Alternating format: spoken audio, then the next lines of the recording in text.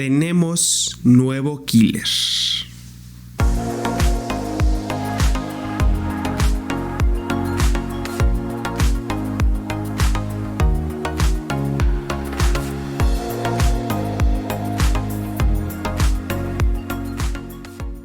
Hola, ¿qué tal, comunidad romana? ¿Cómo están? Espero estén muy, pero que muy bien. El día de hoy le vamos a dar la gran bienvenida al nuevo delantero de la Roma, al nuevo personaje que se va a encargar de llevar los goles la siguiente temporada. Lo siento, Tammy Abraham, aún no se sabe si te vas o te quedas, pero la realidad es que ese lugar, ese 9 fijo que va a estar en la Roma, tiene nombre y apellido y es Artem Dovbyk. En este video vamos a hablar de tres cosas principalmente. La primera es algo que pues ha causado, no sé si polémica, pero obviamente sí he visto que ha tenido una duda entre varias comunidad que tanto siga la Roma como siga el fútbol italiano, y es que dicen, güey, que no, la Roma estaba jodidona. Y sí, incluso yo lo dije en mis primeros videos acerca del tema de las transferencias, de que la Roma pues con mucho dinero no andaba.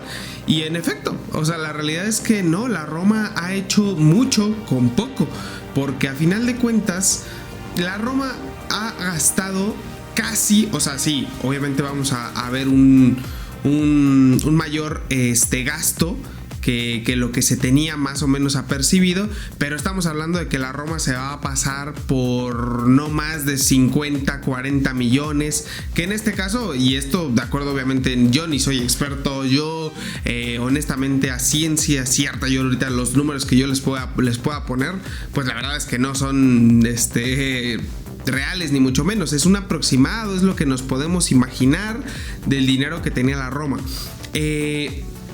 En su primera instancia se había fijado de que la Roma tenía aproximadamente más o menos 40-50 millones para gastar en el mercado de transferencias. Ahora, hay que tener en cuenta, y yo lo dije en su momento, pues esa es una cifra que hoy en día en Europa no es nada. Y para reforzar a todo el equipo, imagínense 50 millones para reforzar un equipo que así de primera ya tuvo 9 bajas. O sea, ¿dónde? ¿No? O sea, es muy poco el dinero, ¿no? Entonces teníamos ese gastito, 50 millones, y a ver cómo le hacemos, ¿no? Vamos a revisar primero pues cuáles fueron los ingresos que llegó a tener la Roma. La realidad es que se jugaron bastante bien las cartas en ese aspecto, porque teníamos inicialmente, más o menos lo redondeamos, unos 50 millones.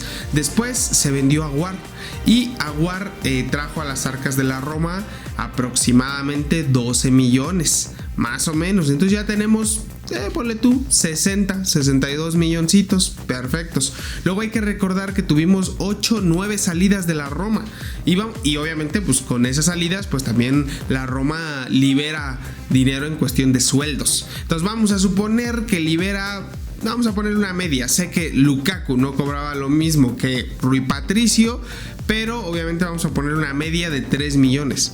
Entonces solo por 8 jugadores, y lo multiplicamos por 3 millones cada uno, nos da un total de 24.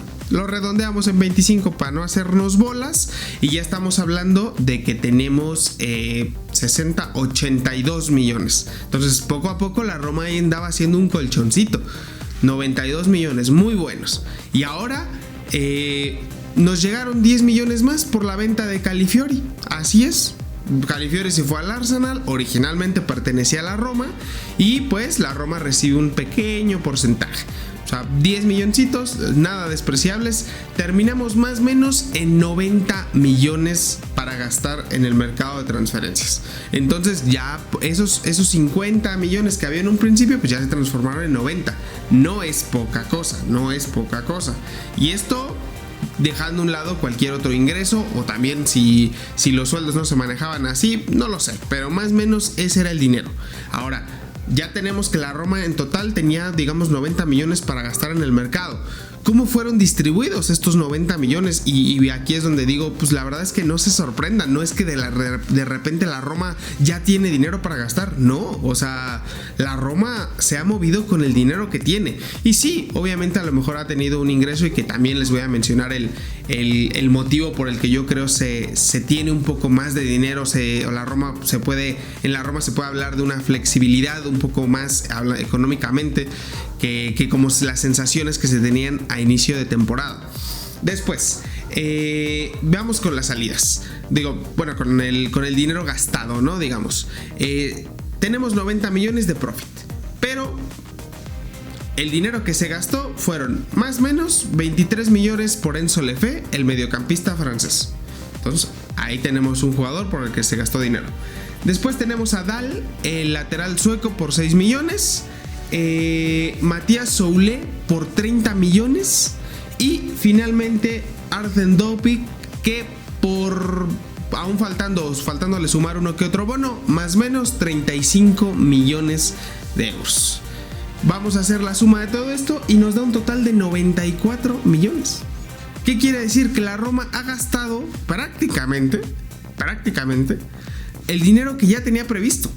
O sea, el dinero que ellos la Roma tenía en un principio para gastar, que insisto, y hay que recordarlo bien, son 50 millones para todo el mercado de transferencias de verano. En un equipo con 9 bajas, con posiciones que reforzar, o sea, es muy poco el dinero. Entonces, pues no hay que hacernos los sorprendidos de decir, ¡ay, de repente la Roma tiene dinero! No, la Roma ha sabido hacer maniobras con el poco dinero que tiene. Y de alguna manera, pues, lo de Aguar nos hizo paro, lo de Calafiori nos hizo paro, tantas salidas, pues bueno, liberó dinero en el ámbito de sueldos. Entonces, pues se ha hecho un colchón. Y con ese colchón, con esos 90 millones que se llegaron a recaudar, pues ya gastamos más o menos igual, 90, 94.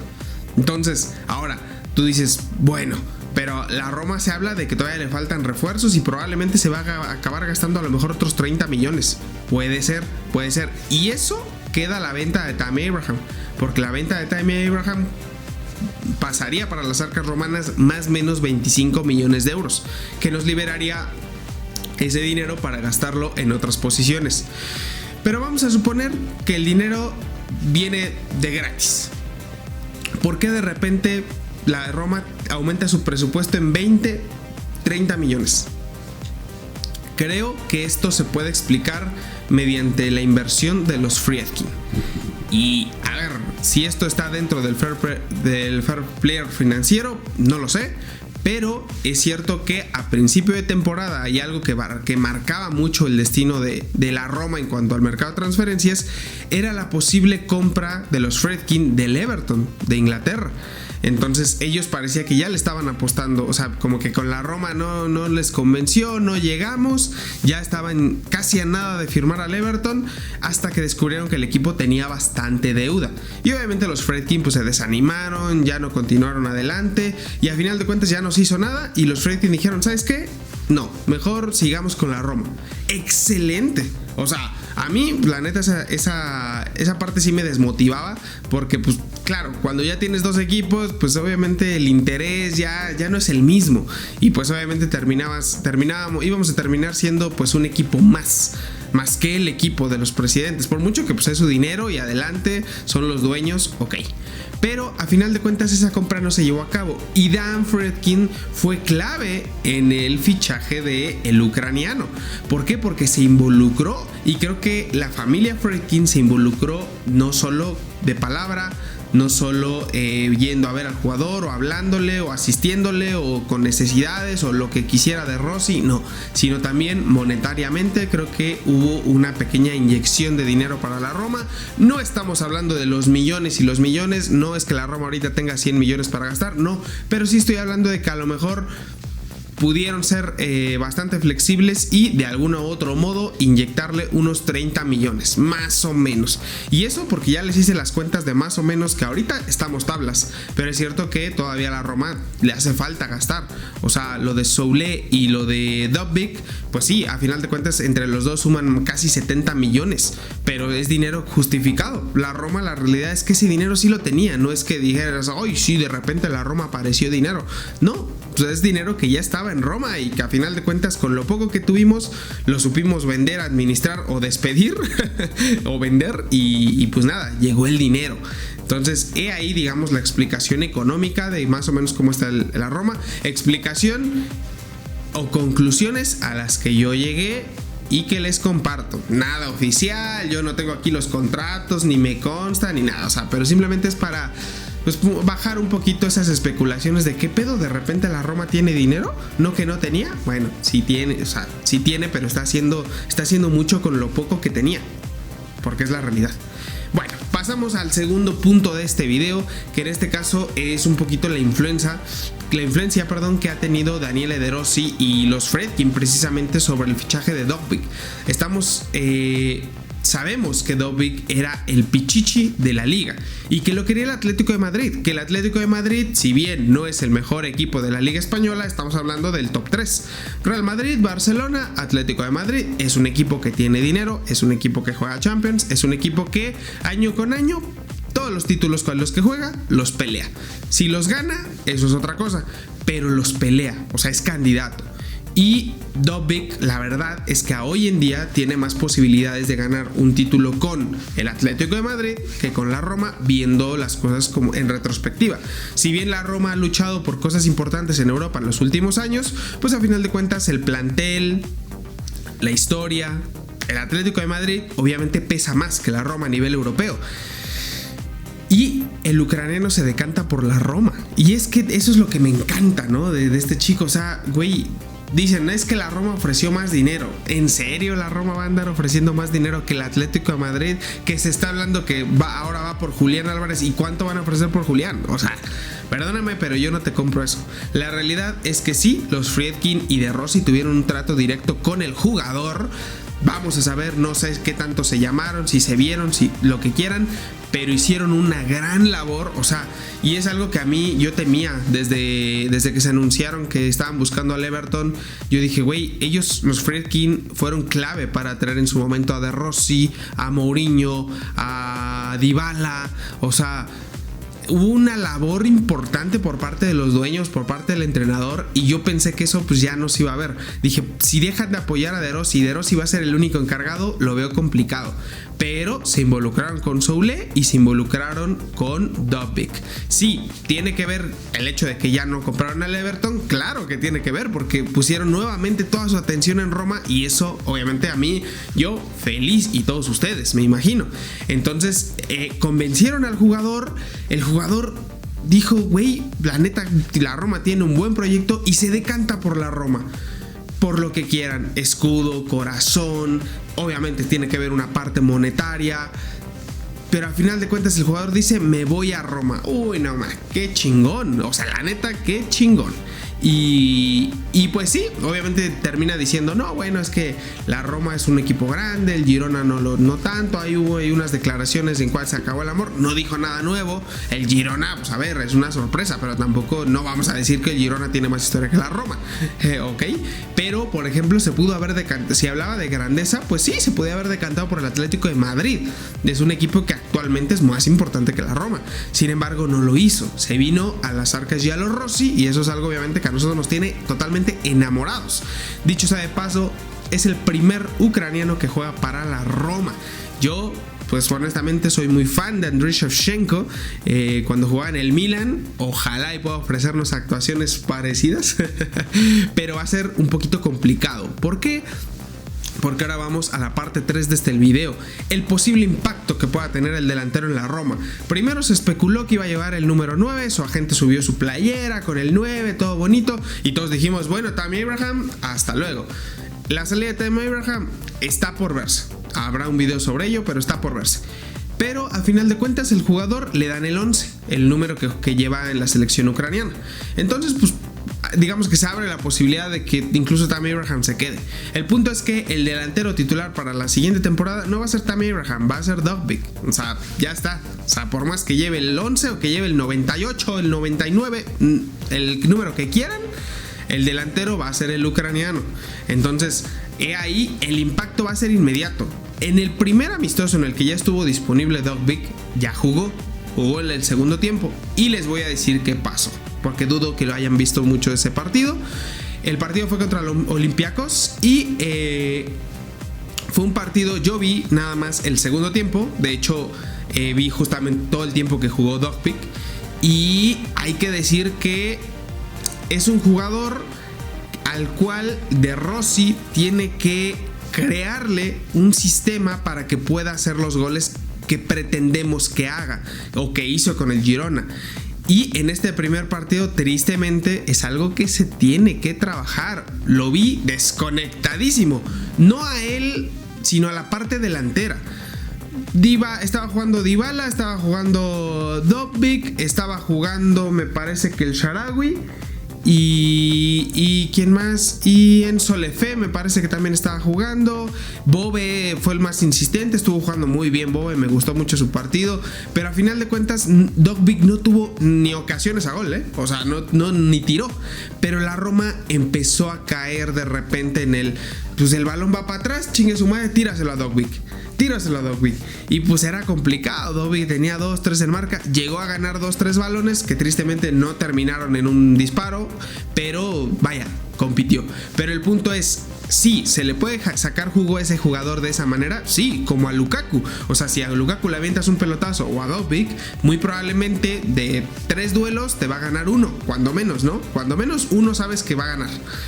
Eso sí, de que sea gol es otra cosa, pero puede competir en soledad como delantero único. Pero ese no es el chiste. El chiste es sacarle jugo a cómo colectivamente podemos sacar pues bastante ventaja de su habilidad, de su fortaleza, de su visión, porque es un jugador que se posiciona excelente, que tiene el olfato del gol, así que cuando el balón está adelante, él ya sabe dónde moverse, él ya sabe dónde posiblemente va a caer el balón. Eso me encanta, que tiene bastante movilidad, cosa que tristemente Lukaku pues le faltaba. Lukaku como que se quedaba muy estático, no tenía muchos movimientos, el balón, es más, a veces el balón le iba hacia Lukaku y él ni siquiera se lo esperaba. Entonces era algo que yo lo comenté en un video sobre Lukaku, era algo que le fallaba mucho al belga. Y Dobbik, por el contrario, balón que va al frente, balón que él espera recibir.